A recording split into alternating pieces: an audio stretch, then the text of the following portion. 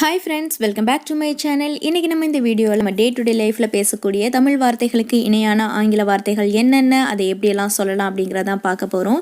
இன்றைக்கி நம்ம ஒரு 20 இங்கிலீஷ் சென்டென்சஸ் வந்து கற்றுக்க போகிறோம். நம்ம எப்போதும் போல் தமிழில் சொல்லி அதை அப்படியே இங்கிலீஷில் வந்து டிரான்ஸ்லேட் பண்ண போகிறோம். இந்த வீடியோ நீங்கள் இப்போ தான் ஃபஸ்ட் டைம் பார்க்குறீங்க அப்படின்னா நம்ம சேனலை சப்ஸ்கிரைப் பண்ணிவிட்டு பக்கத்தில் இருக்க பெல் ஐக்கானை கிளிக் பண்ணிக்கோங்க. இப்போ வாங்க வீடியோக்குள்ளே போகலாம். இன்றைக்கி நம்ம பார்க்க போகிற ஃபஸ்ட்டு சென்டென்ஸ், நான் மழை பெய்யும்னு நினச்சேன். I thought it was going to rain. I thought it was going to rain. Next one, நீ செய்வேன்னு நினச்சேன். நம்ம சில சமயங்களில் சொல்லுவோம்ல, நீ அதை செய்வேன்னு நான் நினச்சேன், அந்த மாதிரி சொல்லுவோம்ல. இந்த வார்த்தை எப்படி இங்கிலீஷில் சொல்லலாம்? I thought you would do. I thought you would do அப்படின்னா நீ செய்வேன்னு நினச்சேன். நெக்ஸ்ட் ஒன், நீ தூங்குவேன்னு நினச்சேன்.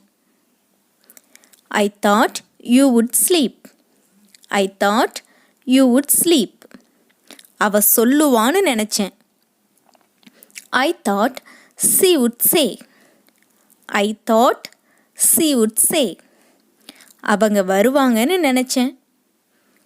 I thought they would come. I thought they would come. Next one, நீ அவளை பார்க்க போவியா?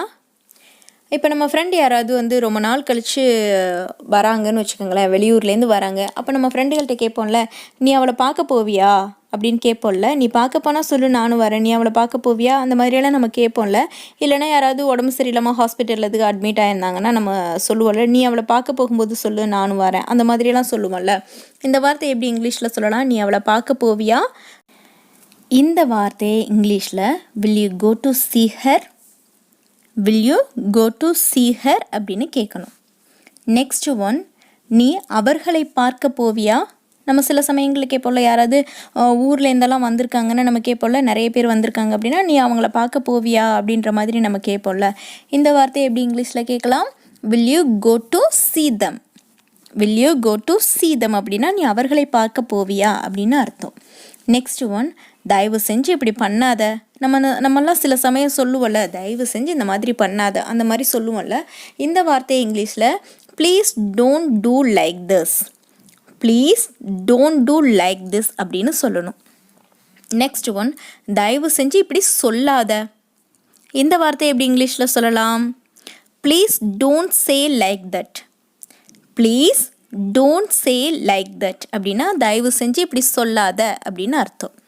நெக்ஸ்ட் ஒன், என்கிட்ட கூட சொல்ல மாட்டியா?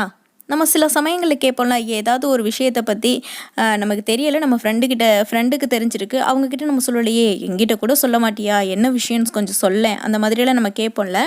இந்த வார்த்தை எப்படி இங்கிலீஷில் சொல்லலாம்? won't you even tell me? won't you even tell me அப்படின்னா என்கிட்ட கூட நீ சொல்ல மாட்டியா அப்படின்னு அர்த்தம். நெக்ஸ்ட் ஒன், எல்லோரும் உன்னை பார்த்து சிரிக்கிறாங்க. இந்த வார்த்தையை நம்ம அதிகமாக சொல்லக்கூடிய ஒரு வார்த்தை தான். நம்ம பசங்களாம் ஏதாவது கோமாளித்தனமாக பண்ணிக்கிட்டு இருந்தாங்கன்னா நம்ம சொல்லுவோம்ல, இந்த மாதிரியெல்லாம் பண்ணாத, எல்லோரும் உன்னை பார்த்து சிரிக்கிறாங்க, அந்த மாதிரியெல்லாம் சொல்லுவோம்ல. இந்த வார்த்தையை எப்படி இங்கிலீஷில் சொல்லலாம்? எவ்ரி ஒன் இஸ் லாஃபிங் at you. Everyone is லாஃபிங் அட் யூ அப்படின்னா எல்லாரும் உன்னை பார்த்து சிரிக்கிறாங்க அப்படின்னு அர்த்தம். நெக்ஸ்ட் ஒன், நீ என்ன சொல்ல வர்ற? சில சமயங்களில் நம்ம கேட்போம்ல, யாராவது வந்து பேசுகிறது நமக்கு புரியவே இல்லை, சுற்றி பேசுகிறாங்கன்னா நம்ம ஸ்ட்ரைட்டாகவே கேட்டுருவோம், நீ இப்போ என்ன தான் சொல்ல வர அப்படின்னு நம்ம கேட்போம்ல. நீ என்ன சொல்ல வர்ற அப்படின்னு கேட்போம்ல.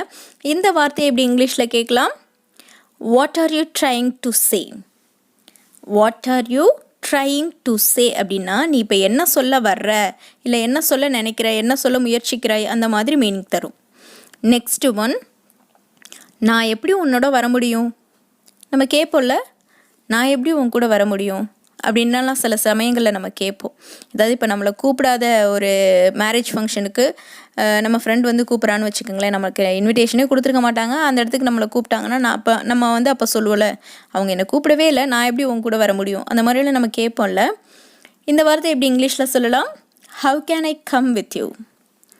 How can I come with you அப்படின்னா நான் எப்படி உன் கூட வர முடியும். நெக்ஸ்ட் ஒன், அதுக்கு முன்னாடி முதல்ல இதை பண்ணு. இந்த வார்த்தையை நம்ம ரெகுலராக யூஸ் பண்ணக்கூடிய ஒரு வார்த்தை தான். நம்ம பசங்கக்கிட்ட எல்லாம் சொல்லுவோம், ஏதாவது ஒரு விஷயத்தை பாதியோடு செஞ்சுட்டு அதை அப்படியே விட்டுட்டு இருப்பாங்க, அடுத்த வேலை செய்ய போயிடுவாங்க. அப்போ நம்ம சொல்லுவோம்ல, ஃபஸ்ட்டு அந்த வேலை செய்கிறதுக்கு முன்னாடி இதை முடிச்சிரு, இதை ஃபஸ்ட்டு பண்ணு, அந்த மாதிரியெல்லாம் சொல்லுவோம்ல. அதுக்கு முன்னாடி முதல்ல இதை பண்ணு, அந்த மாதிரி சொல்லுவோம்ல. இந்த வார்த்தையை எப்படி இங்கிலீஷில் சொல்லலாம்? Before that do this first. Before that do this first அப்படின்னா அதுக்கு முன்னாடி முதல்ல இதை பண்ணு அப்படின்னு அர்த்தம். நெக்ஸ்ட் ஒன், நான் வேலையாக இருக்கிறேன். நம்ம சொல்லுவோம்ல, நமக்கு யாராவது இப்போ கால் பண்ணுறாங்கன்னு வச்சுக்கோங்களேன், நம்ம சொல்லுவோம்ல, நான் கொஞ்சம் வேலையாக இருக்கேன், நீங்கள் எனக்கு அப்புறமா கால் பண்ணுங்கள், அந்த மாதிரி சொல்லுவோம்ல. நான் வேலையாக இருக்கிறேன், இதே இங்கிலீஷில் I am busy. I am busy அப்படின்னு சொல்லணும். நெக்ஸ்ட் ஒன், நீ கோவமாக இருக்கியா? நம்ம ஃப்ரெண்டை பார்த்து கேட்போம்ல, அவங்க ஃபேஸ்லாம் ஒரு மாதிரி மாறி இருந்தது அப்படின்னா நம்ம கேட்போம்ல, நீ என்ன கோவமாக இருக்கியா, அந்த மாதிரி கேட்போம்ல. நீ கோவமாக இருக்கிறியா? இது இங்கிலீஷில் are you angry. Are you angry அப்படின்னு கேட்கணும். நெக்ஸ்ட் ஒன், நான் என் வேலையை முடிச்சிட்டேன். நான் என் வேலையை முடித்து விட்டேன். இந்த வார்த்தையை இங்கிலீஷில் I have finished my work. I have finished my work அப்படின்னு சொல்லணும். நெக்ஸ்ட் ஒன், நான் எத்தனை மணிக்கு வரணும்?